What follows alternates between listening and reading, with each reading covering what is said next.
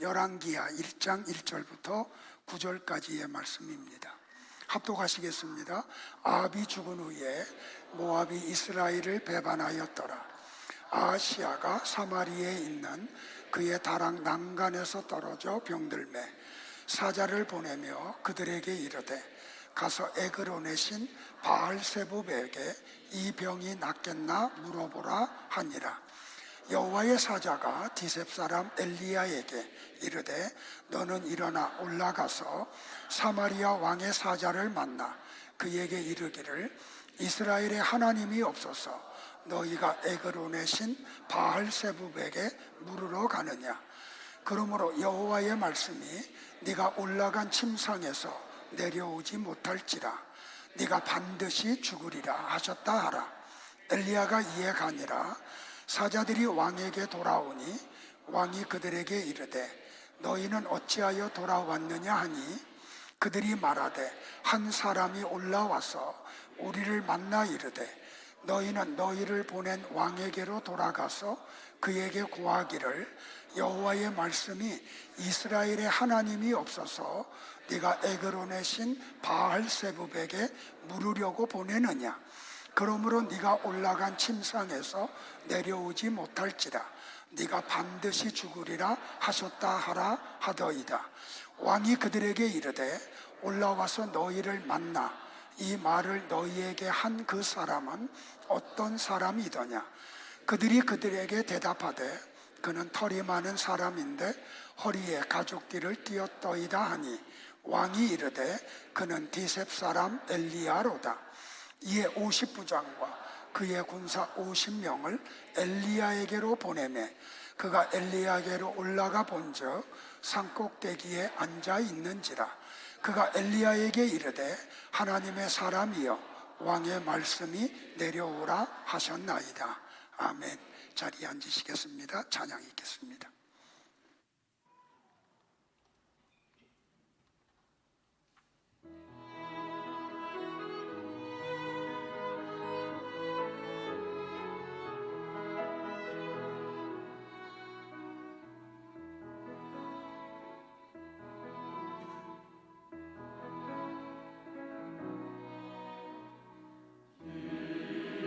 마음으로 승리의 노래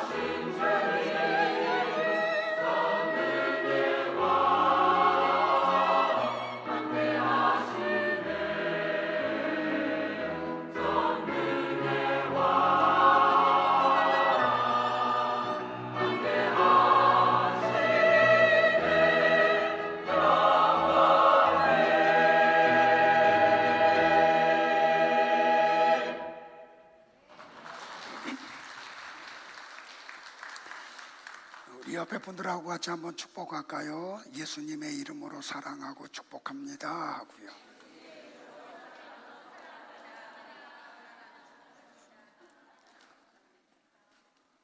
좀 양해를 구하고 싶은 게 있는데, 일부 예배 때 내 에너지가 100이 있다 그러면 90을 썼어요.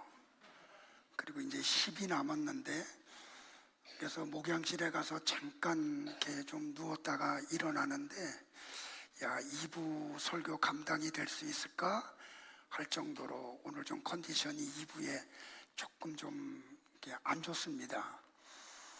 그럼에도 불구하고 오늘 내용이 너무 중요하기 때문에 여러분이 집중하고 들으시고 성령님이 도와주시면 또 없던 힘이 또 나오는 게 설교자들이에요. 그런 시간이 되기를 축복을 합니다. 우리 9월부터 열왕기하를 지금 오늘부터 묵상을 하는데, 오늘 이 본문에 나오는 내용을 가지고 어떤 뜻을 가지고 하나님이 이런 말씀을 하셨는지를 한번 성경 전체를 살펴보면서 추적해 가기를 원합니다. 공자가 논어를 썼죠. 그 논어 가운데 수리편이 있는데, 그 수리편에서 이런 글을 써요. 수리부작이라고요. 한문풀이를 하면 별술에 말 이을 이와 안일 불과 지을 작이에요. 그러니까 수리부작이라는 말은 무슨 뜻이냐면, 너희가 진리를 말하되 진리를 네 말로 창작하지 말라. 진리면 그 진리만 전달하라는 거죠. 저는 설교자로 이 공자의 말을 이렇게 들으면서, 그러면 진리가 도대체 뭔가? 내가 창작하지 말아야 되고 내가 전해야만 하는 진리는 도대체 뭔가? 그랬더니 요한복음 14장 6절에서 예수님이 도마에게 이렇게 말씀을 하셨어요. 내가 곧 길이요 진리요 생명이니 나로 말미암지 않고는 아버지께로 올 자가 없다. 그리고 요한복음 17장 21절에서 제자들과 우리를 위해서 중보 기도하시면서 이렇게 기도를 하세요. 아버지여, 아버지께서 내 안에, 내가 아버지 안에 있는 것 같이. 그러면 우리는 여기에서 예수님은 하나님과 하나라고 말씀을 하시고 당신이 진리라고 말씀을 하세요. 그러면 이 세상의 진리는 오직 한 분이신 거죠. 하나님이세요. 그러니까 내가 이 강대상에서 전해야 될 진리는 하나님 외에는 없는 거예요. 그래서 하나님 얘기만 해야 되고 예수님 이야기만 해야 되고 성령님 이야기만 해야 되는 거죠. 그리고 여러분들은 그런 설교자들을 만나야 되고 그들의 입에서 나오는 설교를 기쁘게 받으셔야 돼요. 그런데 예수님은, 하나님은 영이신 분이시기 때문에 육이 없어요. 그래서 우리 눈에 보이지를 않아요. 타락한 인간들은 눈에 보이지 않는 진리이신 하나님을 이야기하면 짜증을 내요. 보이지 않기 때문에요. 그래서 우리가 볼 수 있는 것을 말하라고 요구를 해요. 이 회중들의 요구 때문에 거짓 선생들이 진리를 왜곡해요. 그리고 왜곡된 진리를 선포하죠. 그러면 사람들은 그 설교자의 창작열의에 감동을 하고 박수를 쳐요. 흥분을 하고 눈물을 흘리며 결단을 해요. 그런데 그런 박수와 감동과 눈물을 흘리면서 결단하는 그 모든 것은 하나님과는 관계없어요. 지상교회 안에 이런 일들이 얼마나 많이 일어나는지 몰라요. 이것은 일찍이 바울이 디모데에게 예고했던 일이죠. 바울이 디모데에게 편지를 쓰면서 이렇게 썼어요. 때가 이르리니 사람이 바른 교훈을 받지 아니하며 귀가 가려워서 자기의 사욕을 따를 스승을 많이 두고 또 귀를 진리에서 돌이켜 허탄한 이야기를 따르리라. 여러분의 이해를 돕기 위해서 현대인의 성경 번역본을 또 갖고 왔어요. 같이 한번 합독을 할까요? 사람들이 바른 교훈을 듣지 않고 오히려 자기 욕심을 따를 것이며 자기들의 귀를 즐겁게 하는 교사들의 말을 들으려고 그들에게 모여들 때가 올 것입니다. 그들은 진리를 외면하고 쓸데없는 이야기에 귀를 기울일 것입니다. 여러분은 진리이신 하나님을 아십니까? 진리이신 하나님을 알게 되면 하나님 외에 다른 것에 관심이 없어요. 하나님만 알고 싶어져요. 그런데 하나님의 말씀을 선포하면 회중이 두 부류로 나누어져요.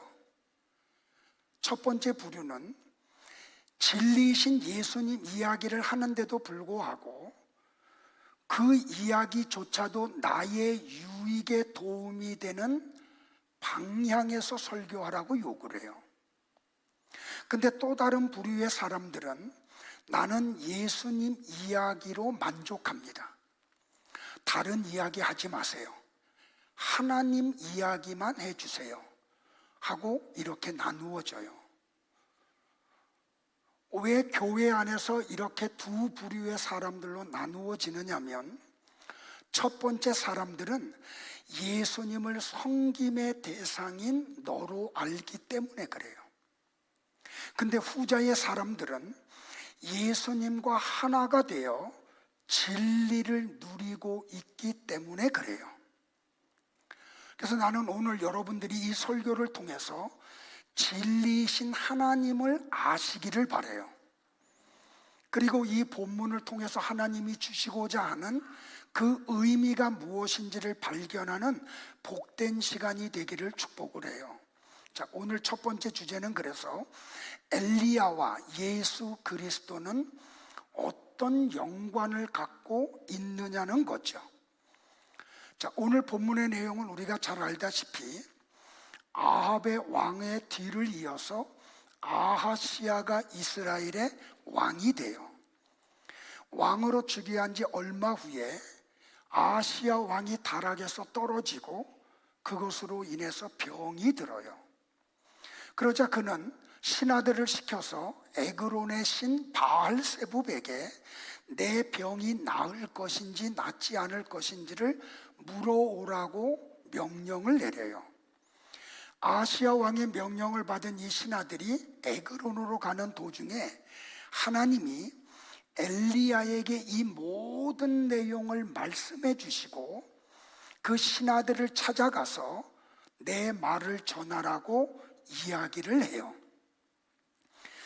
그래서 엘리야가 이 신하들을 찾아가서 하나님의 말씀을 그대로 전달을 하죠. 야, 이스라엘에 하나님이 없어서 너희가 에그론의 신 바알세붑에게 물으러 가느냐? 그러므로 여호와의 말씀이 네가 올라간 침상에서 내려오지 못할지라 네가 반드시 죽으리라 하셨다 하라.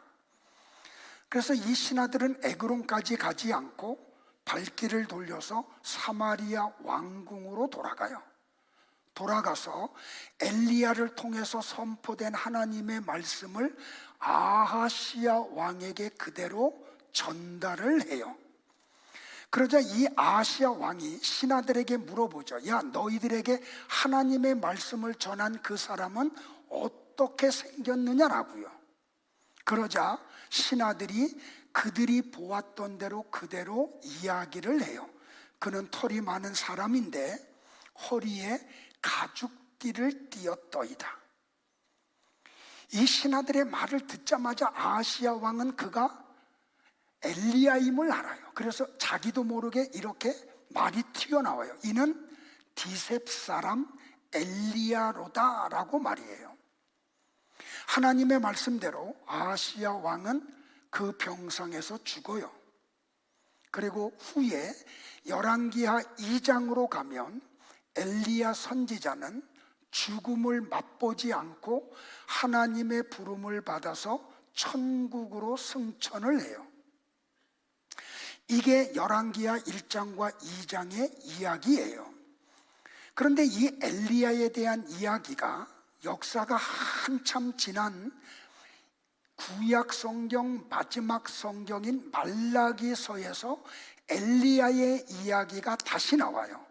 자, 같이 한번 볼까요? 시작. 보라, 여호와의 크고 두려운 날이 이르기 전에 내가 선지 엘리야를 너희에게 보내리라. 자, 말라기 선지자의 이 예언이 있고 난 다음에 세례 요한이 올 때까지의 기간이 약 400여 년이에요.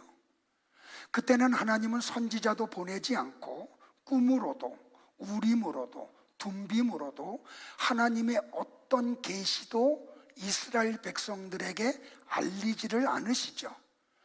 그래서 이 400여 년의 기간을 신구약 중간기라고도 하고 영적 암흑기라고도 이야기를 해요.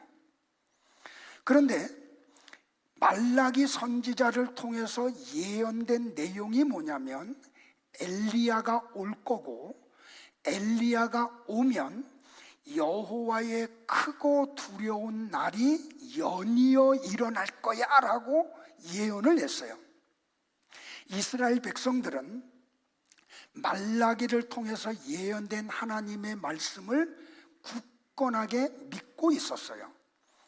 그래서 여호와의 크고 두려운 날을 그들은 어떻게 해석을 했냐면 로마 식민지로부터 우리나라를 해방시키는 분이 온다는 걸로 알았어요. 그분은 메시아이고, 그러면 엘리야는 누구냐면 이 메시아가 오는 것을 알리는 분이라고 온다는 거죠. 근데 그 모습이 엘리야 선지자의 모습과 같은 모습으로 올 거라고 생각을 했어요. 그래서 그들은 부푼 꿈을 안고 엘리야가 오기를 기다려요. 그런데 그들이 기대하던 엘리야와 같은 사람이 호련히 나타나죠. 마가복음 1장 6절에 요한은 약대털을 입고 허리에 가죽띠를 띠고 메뚜기와 석청을 먹더라. 그러니까 몇백 년 만에 하나님의 말씀의 예언이 성취가 된 거예요. 그런데 이 요한이 일성으로 외치는 게 뭐냐면 회개하라, 하나님의 나라가 가까이 왔다. 그리고 요단강에서 회개의 세례를 베풀기 시작을 해요. 그러자 사람들이 엘리야가 나타났다고 생각을 하고 유대의 모든 종교 지도자들과 백성들이 요단강으로 내려가서 요한에게 회개의 세례를 받아요. 그러니까 말라기서에 예언되어 있던 엘리야 선지자가 온 거죠.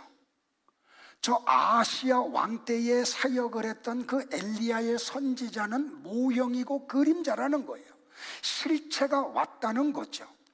그래서 여러분들 이스라엘 백성들은 흥분하기 시작을 해요.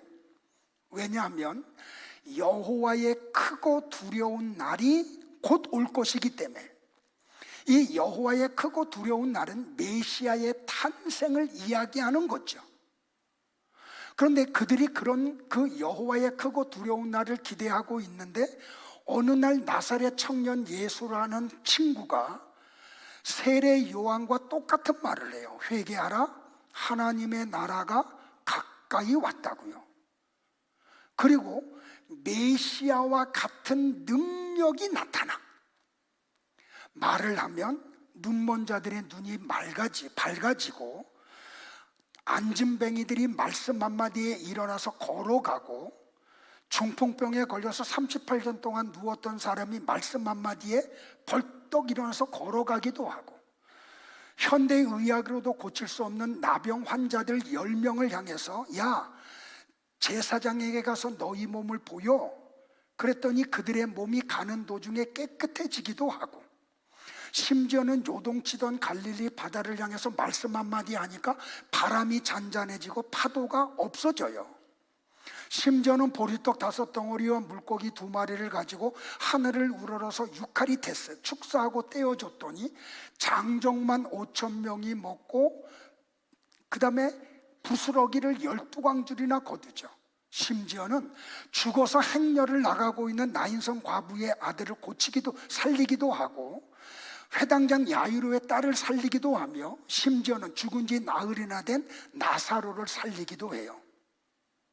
그러니까 이들은 이분이 우리가 기다리던 메시아구나, 로마로부터 우리를 해방시키고 우리나라를 초인류 강대 국가를 만드시는 분이구나 하고 잡아서 억지로 자기들의 임금을 삼으려고 했던 거예요. 그런데 그 예수님이 그들이 원하는 것을 해주지 않자 그들은 실망을 하고 저는 메시아가 아니라고 하고 로마의 힘을 빌려서 십자가에 죽여버리는 거죠. 자, 그러면 그들은 눈이 가리워지고 귀가 어두워서 성경을 읽고 예수님을 봄에도 불구하고 그분이 진짜 주의 은혜의 해를 선포하러 오신 분인을 못 알아먹고 믿지를 않았어요. 근데 우리는 그분이 메시아임을 믿죠. 그래서 우리는 예수 그리스도를 나의 구원자로 믿어요. 그러면 우리 안에 뭐가 이루어져요? 하나님의 나라가 이루어져요. 자, 마가복음 1장 14절과 15절에서 이렇게 말씀을 해요. 예수님이 시작. 요한이 잡힌 후 예수께서 갈릴리에 오셔서 하나님의 복음을 전파하여 이르시되 때가 찼고 하나님 나라가 가까이 왔으니 회개하고 복음을 믿으라 하시더라. 자, 예수님의 말씀을 잘 여러분들이 이해를 하면 하나님의 나라가 어떤 곳이고 그 나라가 이루어진 곳에는 어떤 일이 이루어지는지를 아시게 돼요. 자, 오늘 잘 설명을 드릴게요. 예수님이 뭐라고 말씀을 했어요? 하나님의 나라가 가까이 왔다라고 말씀하셨죠. 여기 가까이 왔다라고 하는 헬라어가 뭐냐면 앵기켄이에요. 이 앵기켄의 원형이 뭐냐면 앵기조예요. 그러니까 앵기켄은 앵기조의 직설법 완료 동사예요. 그러니까 이미 근접하여 왔다고 선언을 하신 거예요. 자, 조금만 더. 마가복음 14장 42절과 43절에서는 당신의 죽음을 말씀하시면서 하나님의 나라가 이미 왔다라고 말씀을 해요. 자, 볼까요? 같이요. 시작. 일어나라, 함께 가자. 보라, 나를 파는 자가 가까이 왔느니라. 예수께서 말씀하실 때에 곧 12 중에 하나인 유다가 왔는데 대제사장들과 서기관들과 장로들에게서 파송된 무리가 검과 몽치를 가지고 그와 함께 하였더라. 자, 유다가 와서 예수님을 끌고 가면 예수님은 죽으시는 거죠. 그러면서 뭐라고 얘기해요? 나를 파는 자가 가까이 왔다. 앵기켄, 그가 왔어. 그러면 나는 죽는데, 그러면 하나님의 나라가 완성돼. 이 말씀을 하신 거예요. 자, 연장해서 어느 날 바리새인들이 예수님을 찾아와서 질문을 던져요. 하나님의 나라가 어느 때에 임하느냐고요. 그때 예수님이 누가복음 17장 20절과 21절에서 이렇게 답변을 하세요. 같이 또 볼까요? 시작. 하나님의 나라는 볼 수 있게 임하는 것이 아니요 또 여기 있다 저기 있다고도 못하라니 하나님의 나라는 너희 안에 있느니라. 이 문장을 해석을 잘 해야 돼요. 이걸 그냥 수박 걸타기식으로 해석한 분들이 뭐라고 말하냐면 하나님의 나라는 사람들 마음에 있어, 그렇게 얘기해요. 근데 보세요. 지금 바리새인들이 예수님에게 질문을 한 거죠. 그리고 예수님은 지금 바리새인들에게 답변을 한 거죠. 근데 이 바리새인들은 어떤 사람들이에요? 꼬투리만 잡히면 예수님을 헐뜯고 십자가에 죽이려는 사람들이죠. 그런데 그런 바리새인들 안에 하나님의 나라가 있을 수 있어요? 있을 수 없죠. 그러면 예수님이 말씀하신 너희들 안에 하나님 나라가 있다는 뜻은 뭔가요? 설명을 드릴게요. 전에도 설명을 드렸지만 너희 안에라고 하는 헬라어 어구가 뭐냐면 엔토스 휘몬이에요. 그런데 헬라어 엔토스가 뭐냐면 전치사예요. 이 엔토스 뒤에 단수 명사가 나오면 이 엔토스는 in이나 within 이로 해석이 돼요. 그런데 엔토스 뒤에 복수가 오면 어몽이 돼요. 근데 이 문장을 보니까 엔토스 휘몬 할 때 휘몬이 단수예요, 복수예요? 너희 단수예요, 복수예요? 2인칭 복수 명사예요. 그러면 이 엔토스는 뭐가 돼요? 너희 중에 라고 해석을 해. 어몽으로 해석을 해야 돼요. 자, 그러니까 이 말씀을 종합해 보면 하나님의 나라는 너희들 안에 있다라는 이 말씀이 복수형으로 쓰심으로 하나님의 나라는 바리새인들 마음 안에 있는 게 아니고 그들로 둘러싸여 있는 예수님을 가리켜서 말씀하시는 거예요. 이해되세요? 오늘 하나님의 나라에 대해서 여러분들이 정확하게 좀 아시기를 바라요. 자, 같이 한번 읽을까요? 시작. 하나님의 나라는 바리새인들에게 둘러싸여 있는 예수님 자신을 말씀하신 것입니다. 아멘이에요. 이 해석에 따라 가지고 엄청나게 방향이 달라져요. 그래서 제가 부득이하게 이런 어떤 어원적인 걸 가지고 와서 여러분들에게 설명을 드리는 거예요. 자, 예수님의 말씀을 통해서 하나님의 나라에 대해서 조금 더 깊이 있게 설명을 드릴게요. 자, 성경 같이 볼까요? 시작. 예수께서 그 자라나신 곳 나사렛에 이르사 안식일에 늘 하시던 대로 회당에 들어가서 성경을 읽으려고 소심해 선지자 이사야의 글을 들이거늘 책을 펴서 이렇게 기록된 데를 찾으시니 곧 주의 성령이 내게 임하셨으니 이는 가난한 자에게 복음을 전하게 하시려고 내게 기름을 부으시고 나를 보내사 포로된 자에게 자유를 눈먼 자에게 다시 보게 함을 전파하며 눌린 자를 자유롭게 하고 주의 은혜의 해를 전파하게 하려 하심이라 하였더라. 책을 덮어 그 맡은 자에게 주시고 앉으시니 회당에 있는 자들이 다 주목하여 보더라. 이에 예수께서 그들에게 말씀하시되 이 글이 오늘 너희 귀에 응하였느니라. 자, 조금 부연해서 설명을 드릴게요. 예수님이 공생애를 사시다가 어느 날 나사렛 지방으로 가세요. 안식일이었고 회당에 가셔서 성경을 예수님이 유대인들에게 읽어주시려고 해요. 그러자 어떤 사람이 두루마리 성경책을 갖고 와, 이사야서를요. 그때 예수님이 어디를 펼치시냐면 이사야 61장을 펴세요. 그래서 그 나사렛 회당에 있는 유대인들에게 이사야서 61장을 그대로 낭독해 주세요. 그러면서 뭐라고 말하냐면 내가 오늘 너희들에게 읽어준 이사야서 61장 1절과 2절 말씀이 오늘 너희들의 귀에 응하였느니라고 선포를 해요. 자, 이 말씀이 너희들에게 이루어졌어 라고 이야기를 하셨다니까요. 그러면 예수님은 당신을 가리켜서 뭐라고 말씀하셨냐면 나는 주의 은혜의 해를 전파하러 오셨다라고 말씀을 해요.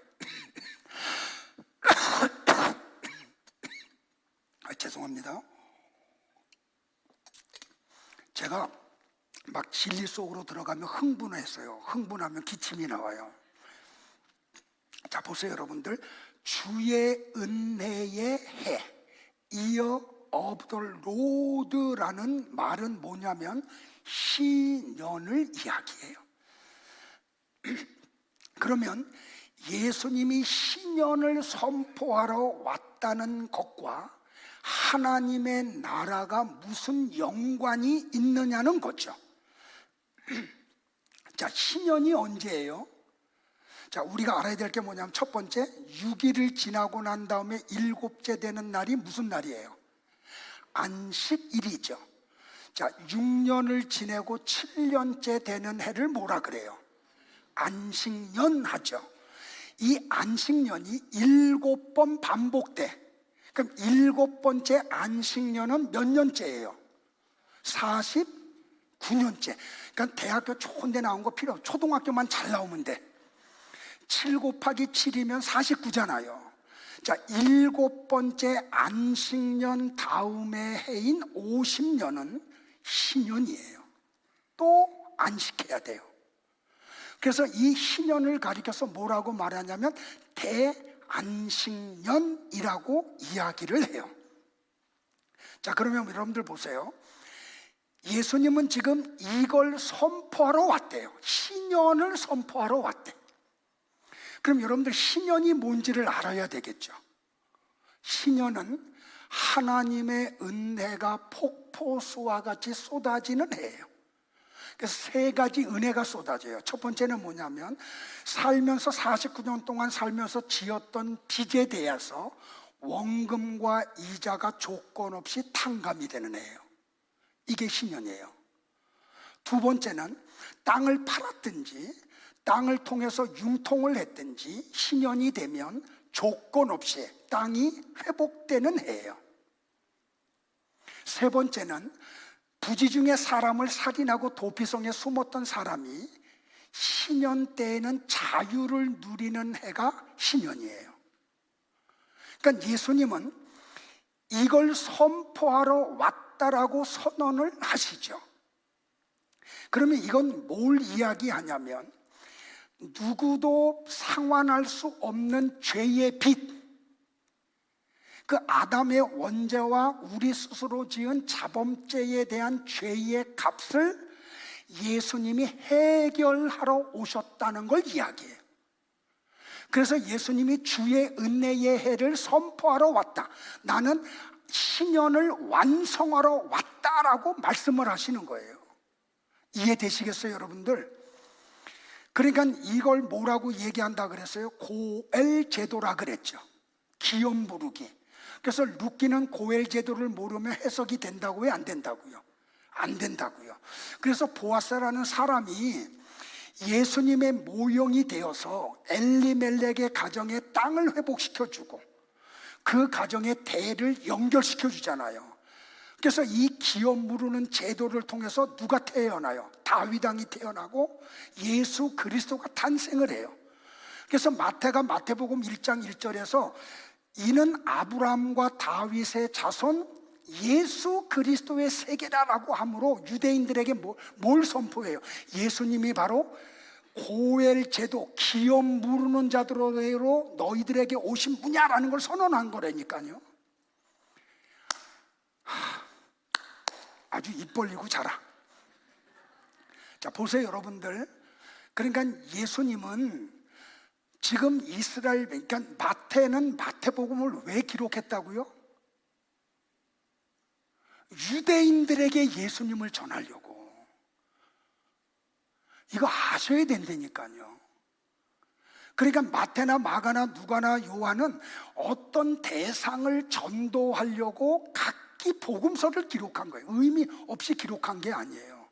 그래서 마태는 마태복음 1장 1절부터 그들의 믿음의 선조인 아브라함과 그들이 그토록 메시아 상으로 기다리는 다윗 왕과 예수 그리스도를 연결해서 설명을 하는 거예요. 그러니까 예수 그리스도는 신년을 선포하러 오신 분이야. 은혜의 해를 선포하러 오신 분이야. 이분이 기업 무르는 분이야. 이분이 너희들의 원죄와 자범죄를 해결하러 오신 분이야. 이런 설교에 아멘 안 하고 어디다 아멘해요? 욕하는 데다가 말씀 앞에 아멘을 하셔야죠. 예, 엎드려 절을 받아. 그러니까 무슨 얘기냐? 우리는 죄의 갚을 능력이 없잖아요. 죄의 값이 뭐야? 사망이잖아요. 근데 모든 인간이 죄를 지었잖아요. 그러니까 누구도 내 죄의 값을 지불해 줄 사람이 없어. 그래서 하나님, 죄 없는 하나님이 인간의 몸을 입고 이 땅에 오신 거예요. 그러니까 예수님은 뭘 하러 오셨다고요? 주의 은혜의 해를 선포하러 오셨다. 신년을 선포하러 왔다. 신년이 뭔지를, 그러니까 구약시대의 신년은 다 모형이고 그림자라니까요. 예수님이 바로 그 일을 하러 이 땅에 오신 거라는 말이에요. 자, 같이 읽을까요? 신년은 시작. 신년은 예수님으로 말미암아 성도들에게 선물로 주어지는 하나님 나라를 모형으로 보여주는 것입니다. 자, 보세요. 나라의 3요소가 뭐예요? 주권, 영토, 국민. 자, 하나님의 나라가 이루어지려면 주권이 있어야 돼요. 하나님의 통치가 이루어져야 돼요. 그러니까 예수님이 바리새인들에게 야, 하나님의 나라가 너희 중에 있어 왔어. 내가 하나님의 나라야 라고 말씀하신 거는 뭐냐면 나는 하나님 아버지의 통치를 받는 자예요. 그러니까 하나님이 아버지가 무슨 말씀을 하든지 나는 거기에 아멘만 있어. 그래서 바울이 고린도 교회에 편지 쓸 때 예수님은 하나님 앞에 예만 했다 그러죠. 그 예가 히브리어로 아멘이라니까요. 그러니까 거룩한 하나님이 구더기 같은 인간의 몸을 입으라는 아버지의 명령 앞에 아멘 하셨다니까요. 그래서 냄새나고 더러운 마리아의 몸속에서 9달을 계셨다니까요. 왜? 하나님 아버지의 통치를 그분이 받으시기 때문에.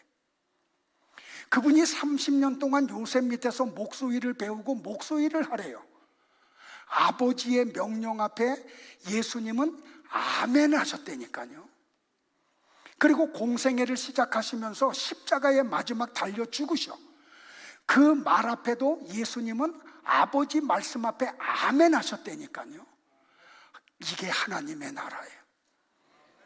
하나님의 통치가 온전하게 이루어지는 곳이 하나님의 나라라는 말이에요. 자, 이렇게 놓고 사사기서를 보세요. 사사시대에 이스라엘 백성들에게 왕이 있었어요, 없었어요? 이게 무슨 뜻이에요? 왕정시대는 사무엘상에서 시작되는데 하나님을 그들은 왕으로 인정하지 않았다는 거예요. 그리고 왕의 통치를 받지 않은 시대가 사사시대예요. 그러니까 그 시대는 하나님의 나라가 아닌 거죠. 이해되시겠어요, 여러분들? 자, 조금만 더 부연할게요. 베드로는 하나님의 통치를 받는 성도들을 향해서, 진짜 성도예요, 이렇게 언급을 했어요. 같이 볼까요? 그러나 너희는 택하신 족속이요 왕같은 제사장들이요 거룩한 나라요 그의 소유가 된 백성이니. 성도가 뭐라고요, 여러분들? 하나님이 창세전에 선택한 백성이라는 거예요. 그리고 뭐라고요? 왕같은 제사장들이고, 세 번째는 거룩한 나라. 야, 성도가 뭔지 아니? 하나님의 나라야. 어떤 성도요? 하나님의 통치를 온전히 받는 성도. 자, 여러분은 하나님의 통치를 받고 계세요? 조심스럽게 아멘 해야 되는데 이거는. 자, 보세요. 구약 시대에 보면 호세아 선지자가 있어요. 남자가 결혼에 대한 로망이 있잖아요. 배우자에 대한 로망이 있잖아요. 우리 성도님들 안 그래요? 저도 로망이 있었거든요.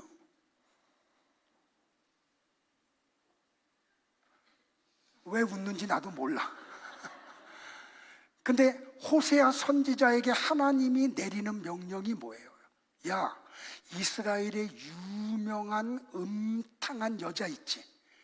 아주 이스라엘 전역에 소문난 여자예요. 누구예요? 고멜. 너 그 여자한테 찾아가서 프로포즈해. 그리고 결혼해. 왕의 명령 앞에 호세아가 아멘 해요. 그래서 호세아가 장미꽃 백송이를 사가지고 고멜의 집에 찾아가서 창문 앞에서 세레나데를 불러요. 그리고 프로포즈를 하고 결혼을 해요. 그런 호세아가 하나님의 나라라는 말이에요. 너 고멜하고 관계를 해서 아들 둘 딸 하나 낳아.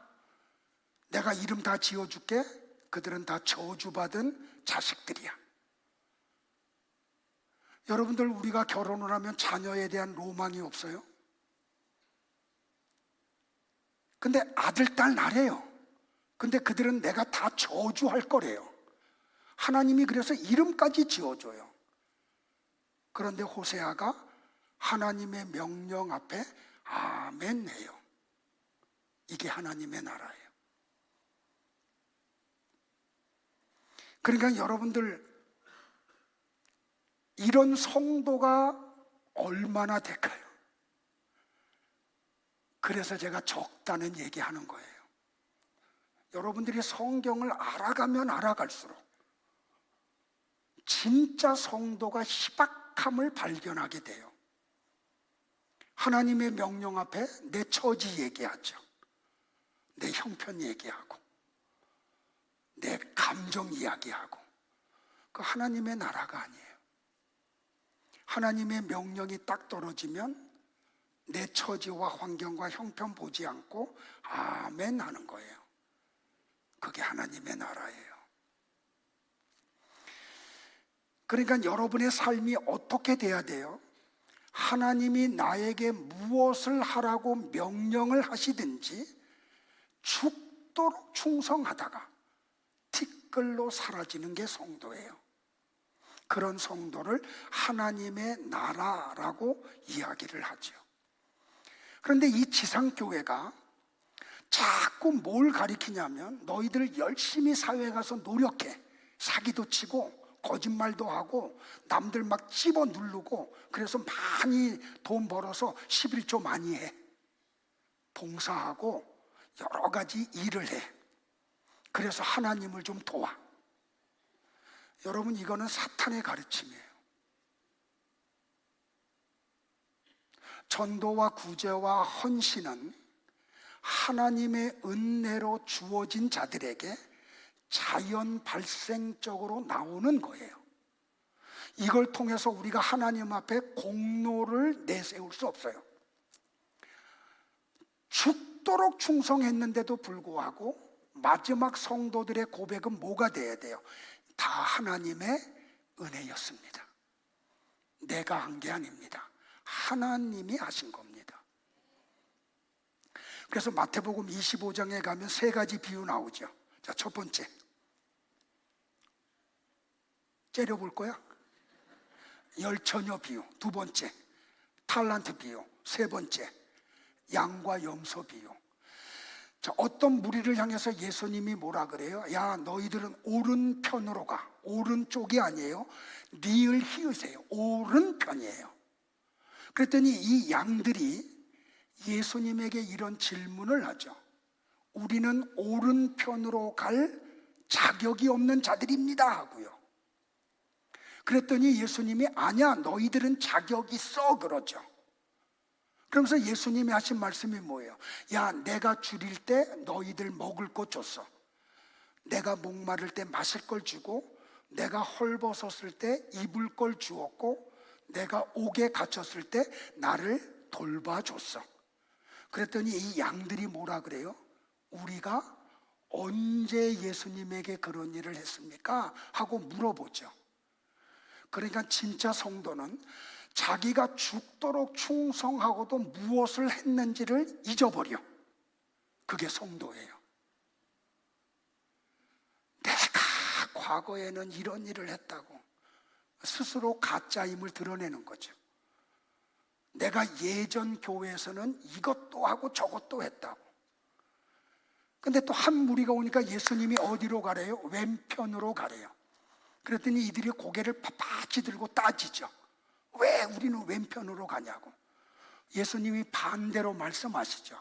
그랬더니 이들이 뭐라 그래요? 우리가 언제 안 했느냐고. 그러니까 가짜들은 자기의 행위를 공로로 하나님 앞에 갖고 와요. 근데 진짜 성도는 자기가 한 일을 다 잊어버리고 말아요. 그러므로 천국은 이미 창세 전에 완성이 된 거죠. 우리의 구원은 이미 하나님이 창세 전에 완성해 놓으셨다니까요. 그리고 하나님의 완성하신 하나님의 나라가 성도들 안에 이루어지도록 해요. 그래서 1세기의 크리스찬들 보세요. 하나밖에 없는 생명인데 콜로세움에서 사자들의 밥이 되어서 죽는데 거리끼지 않아요. 카타콤에서 태어나고 성장하고 죽는데 그들은 그 삶을 살아내요. 그게 하나님의 나라예요. 자, 같이 한번 또 읽을까요? 시작. 하나님의 나라가 성도들 안에 이루어진 것을 아는 것을 계시라고 합니다. 계시는 하나님이 완료하신 비밀을 성도들에게 무상으로 알려주는 것입니다. 자, 이제 조금 더 갈게요. 예수님이 하나님의 나라를 전파했다 그랬죠. 여기 전파했다는 단어가 영어로 프리칭이에요. 우리나라 말로 하면 설교예요. 설교자를 프리처라고 이야기하죠. 그러니까 설교자는 다른 얘기하면 안 돼. 그래서 저는 이 프리처가 뭔지를 알기 때문에 여기서 내 얘기를 할 수가 없어요. 대학 강단에서 듣는 시사적인 얘기를 할 수가 없어요. 성경 안에 기록된 계시의 말씀, 예수 그리스도만 증거할 수밖에 없어요. 여러분들 이 프리칭이라는 어원이 어디서 나온지 아세요? 고대 헬라에서 왔어요. 자, 황제가 어명을 내려요. 그러면 신하는 그 어명을 가지고 고지를 들고 가서 그대로 읽어야 돼요. 자기 말을 하면 안 돼. 이게 뭐예요? 이게 프리칭이에요. 설교예요. 그러니까 설교자는 내 얘기하면 안 돼.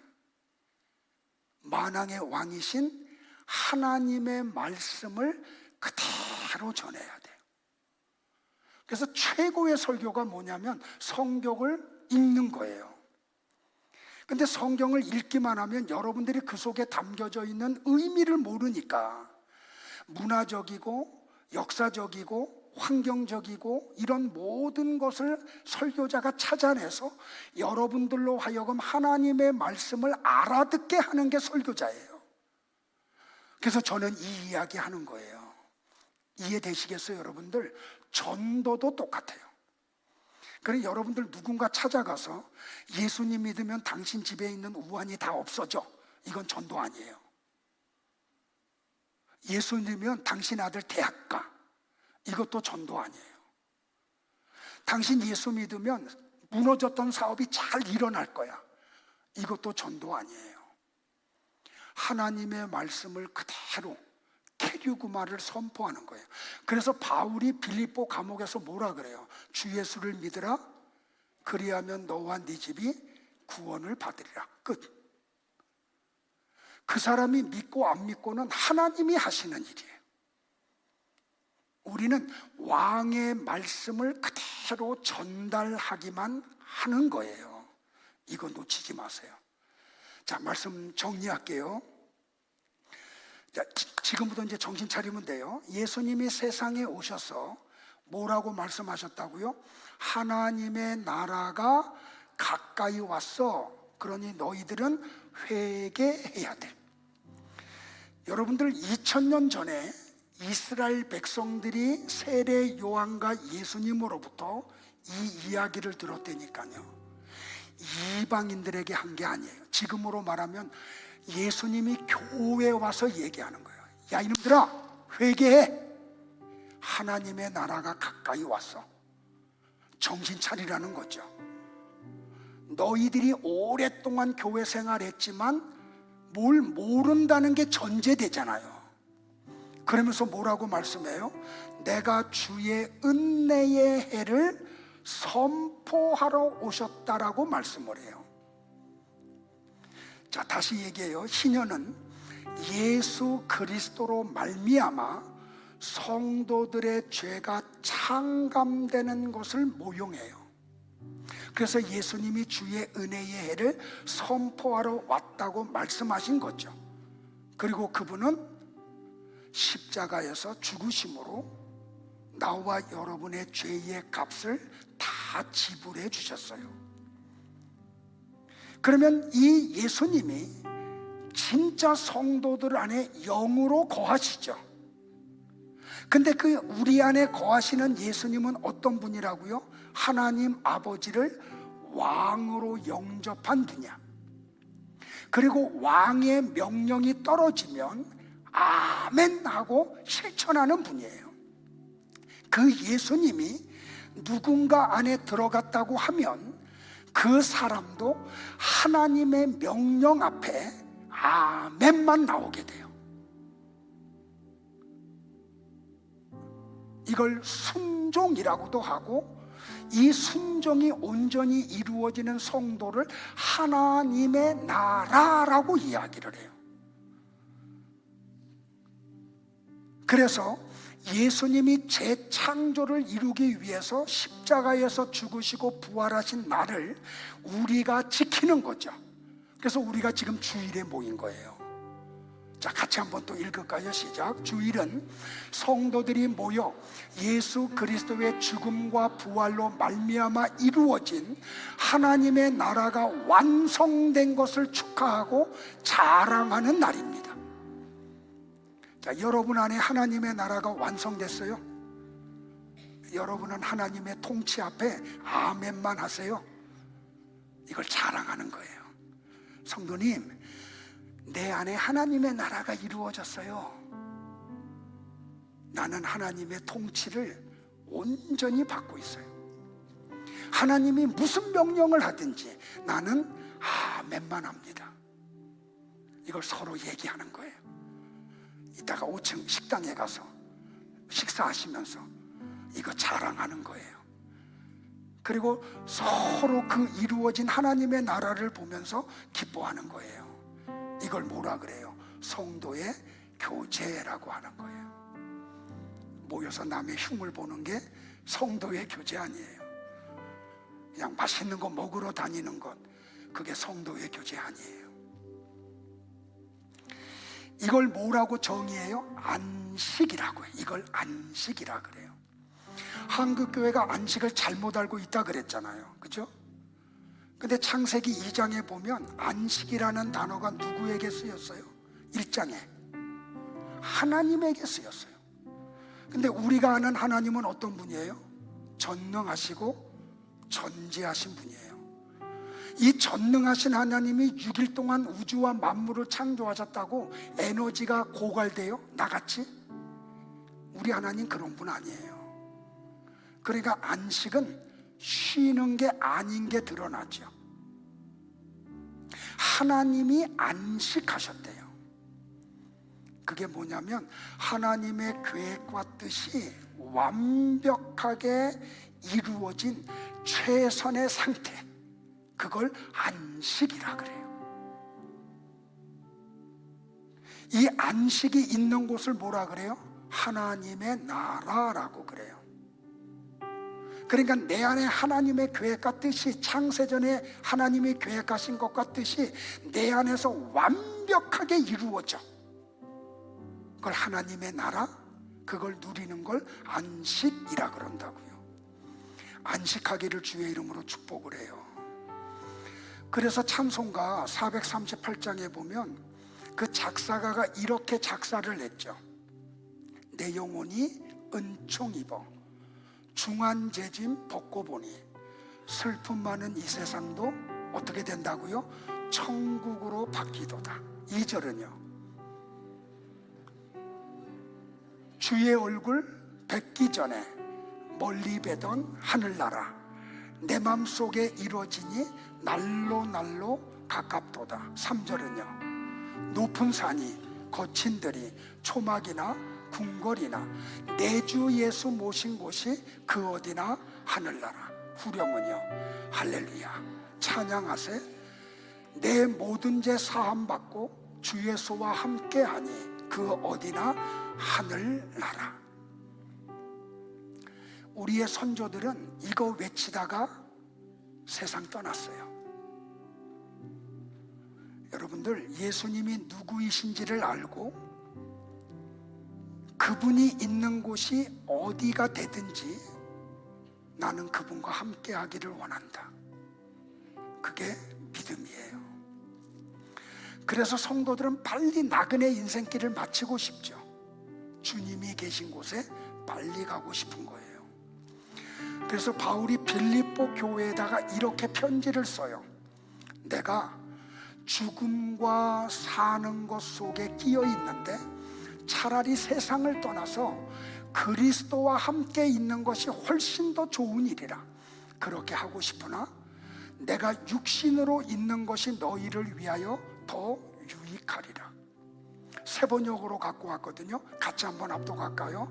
세 번역 시작. 나는 이 둘 사이에 끼어 있습니다. 내가 원하는 것은 세상을 떠나서 그리스도와 함께 있는 것입니다. 그것이 훨씬 더 나으나 내가 육신으로 남아있는 것이 여러분에게는 더 필요할 것입니다.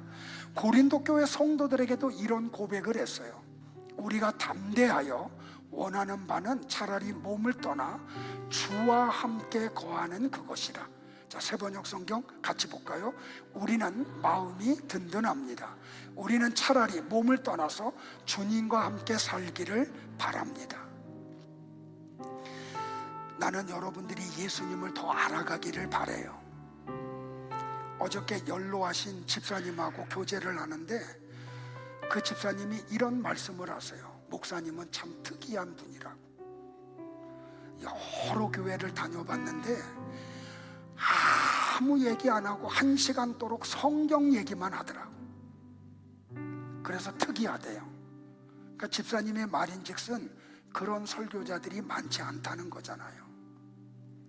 그러면서 이런 말씀을 해요. 목사님하고 좀 1대1로 성경 가회를 받고 싶대요. 성경을 알고 싶어서. 여러분에게도 이 열망이 일어나기를 축복을 해요. 예수님이 누구이신지를 알면 그분과 함께 있는 것을 사모하게 돼요. 지상교회의 문제가 뭐냐면 하나님을 너무 몰라요.